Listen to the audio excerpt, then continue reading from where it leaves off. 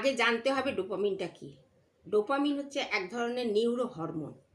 এটাকে মোটিভেশন হরমোনও বলে। এটা একটা ঠিক নিউরো ট্রান্সমিটারের মতন কাজ করে। এই হরমোনটাকে অনেক সময় আবার হ্যাপিনেস হরমোনও বলা হয়। তার কারণ এই হরমোনটা কিন্তু আমাদের খুশি রাখে। যেহেতু এটা একটা কেমিক্যাল, আমরা দেখবেন মাঝে মধ্যে খুব খুশি আনন্দ অনুভব করি।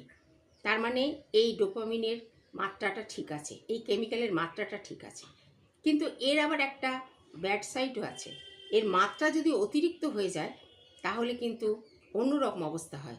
যেমন কতগুলো বদ অভ্যাস তৈরি হয়ে যায়, কেউ খুব খারাপ জিনিসে অ্যাডিক্টেড হয়ে যায়, বা কীরকম একটা পাগলের মতন করে, এইরকম অবস্থায় পৌঁছে যায়।